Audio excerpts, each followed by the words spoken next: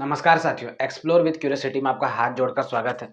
आज आपको जो बात करने वाले हैं, इसमें आपको जाति का एंगल से नहीं सोचना है, कास्ट बेसिस पे बात नहीं करने वाले हैं, ठीक? देखिए, लोगों के बीच कन्फ्यूजन बहुत ज़्यादा है, जिस टॉपिक पे आज हम बात करने वाले हैं, तो शिद्दत से सुनने का काम कीजिएगा। एक देशभक्त, एक भारतीय नागरिक होने के हिसाब से विचार करके, फिर आप कमेंट बॉक्स में जो मर्ज़ी वो छाप दीजिएगा, तो पहले पूरा बात डिटेल में सुनने का काम कीजिएगा, ठीक? इस टॉपिक में बहुत सारे लोगों को अलग-अलग कन्फ्यूजन है, सही है, गलत है, क्या है, ये डिसीज़न तो आपको लेना है। लेकिन सच्चाई पहले पूरा अच्छा से जान लीजिए, क्या सही, क्या गलत है, इसके ऊपर पहले विचार कर लीजिए, फिर डिसीज़न लेने का काम कीजिएगा। आइए सुनने का काम करते हैं। बात कर रहे हैं कि जो एंटी डिस्क्रिमिनेशन रूल आया है यूजीसी का, उसके ऊपर बात करने वाले हैं, ठीक है? पहले समझते हैं यूजीसी एक्चुअल में होता क्या है?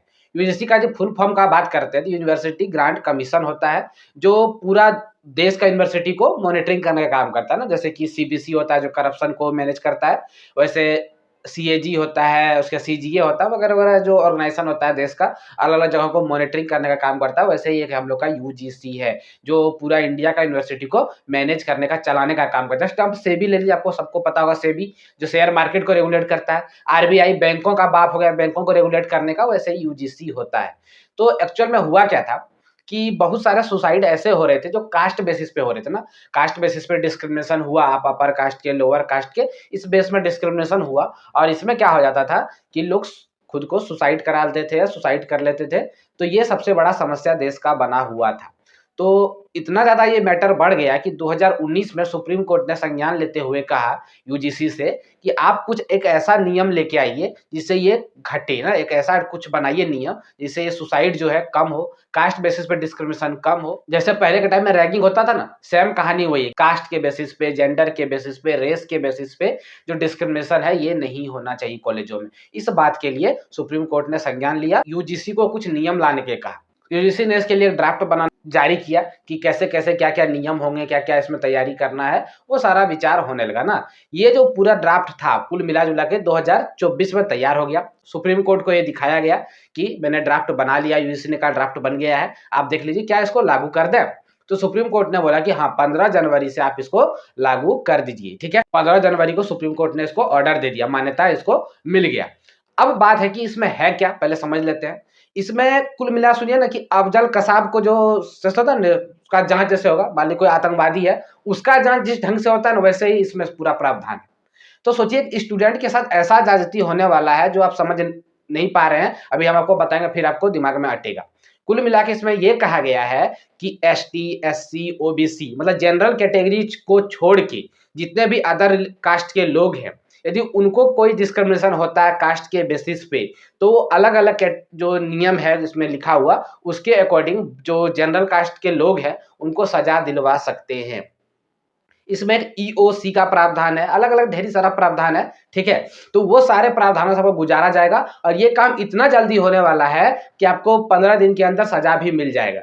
सोचिए मतलब लग रहा है कि आतंकवादी है, ऐसा स्थिति करने वाला है जनरल के साथ।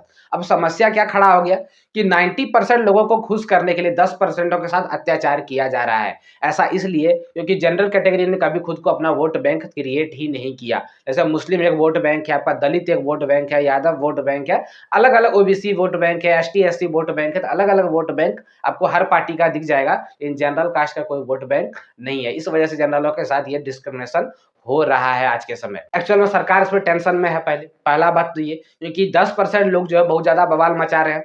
अब इसमें सबसे बड़ा समस्या क्या होने वाला है कि कोई ए नाम का लड़का है जो जनरल है, एक इमेजिनरी बात कर रहे हैं, ए नाम का लड़का जो जनरल है, यदि वो टॉप कर रहा है और बी नाम का बच्चा जो है वो यदि किसी अदर कास्ट से आता है, एसटी, एससी, ओबीसी से, यदि वो टॉप नहीं कर रहा है मतलब सेकंड पोजीशन रख रहा है, तो वो चाहे तो उसका बेड़ा गर्क करा सकता है ए का।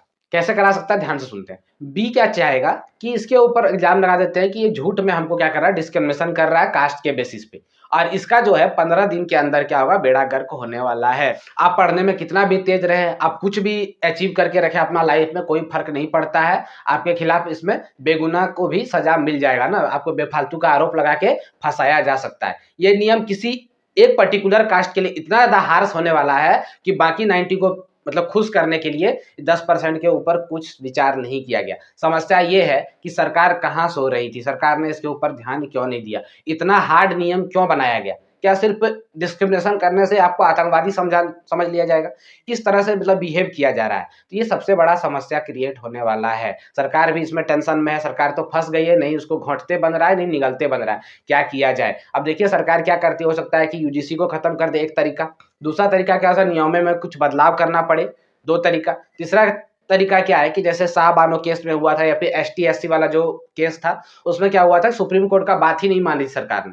तो वही काम यहाँ पे भी किया जा सकता है कि सुप्रीम कोर्ट के ऑर्डर पे ही ये बात हुआ था, तो सुप्रीम कोर्ट का ऑर्डर को सरकार नहीं भी मान सकती है। शाहबानो केस को पता है, राजीव गांधी ने क्या किया था, मुस्लिमों को खुश करने के लिए सुप्रीम कोर्ट के अगेंस्ट चले गए थे। तो वही कहानी यहाँ पे भी दिखाया जा सकता है। अब देखने वाला बात ये है कि सरकार क्या एक्शन लेती है, कि समस्या ये है कि यदि 10% के साथ जाती है तो 90% नाखुश होते हैं, और 90% साथ जाते हैं तो 10% नाखुश होता है। बहुतों को अभी मेरा बात बुरा लग रहा होगा कि ये बीजेपी सपोर्टर जितने भी होंगे, सबको लग रहा होगा कि ये बहुत ज़्यादा गलत हो रहा है। लेकिन रियलिटी, हमको बीजेपी से नहीं मतलब है, नहीं कांग्रेस से मतलब है, नरेंद्र मोदी से मतलब है। हमको मतलब है भारत देश से। ऐसे बहुत सारे नरेंद्र मोदी आएँगे और बहुत सारे चले जाएँगे, लेकिन ये देश हमेशा रहेगा। इसके लिए आपको जीना ज़रूरी है ना, इसका तरक्की आपको देखना ज़रूरी है। तो किसी भी ग्रुप के साथ ये डिस्क्रिमिनेशन होता है तो आपको आगे आके आपको उसके ऊपर बात करना पड़ेगा। अलग-अलग जगहों पे अलग-अलग लोग अपना तरह से इसके ऊपर विचार दे रहे हैं, क्या सही है, क्या गलत है, डिसीज़न एक्चुअल में आपको लेना है। कमेंट बॉक्स खुला हुआ है, बात आपको जितना हो सका हम क्लियर आपको समझा दिए कि एक्चुअल में है क्या एंटी डिस्क्रिमिनेशन जो यूजीसी लेके आ रहा है। ठीक? एक बात और कि अभी तक कॉलेजों में ये चीज़ लागू नहीं हुआ है, और उम्मीद है कि इम्प्लीमेंटेशन हो भी नहीं पाएगा, क्योंकि सरकार को भनक लग चुका है कि जिस तरह से इसका बवाल मच रहा है, एक्चुअल में ये लागू होना पॉसिबल नहीं हो पाएगा। ठीक? इस पूरे मुद्दे पे आपको क्या लगता है? कमेंट बॉक्स खुला हुआ है, आराम से छाप दीजिएगा, आपका कमेंट बहुत इम्पोर्टेंट होने वाला है। ये डिसाइड करेगा कि आप देश हित की हम बात करते हैं या फिर कास्ट बेसिस पे ही आपका थिंकिंग चलता है। तो उम्मीद करते हैं कि बात आपको अच्छे से समझ में आ गया होगा। तो आज के लिए इतना ही रखते हैं, तब तक के लिए धन्यवाद।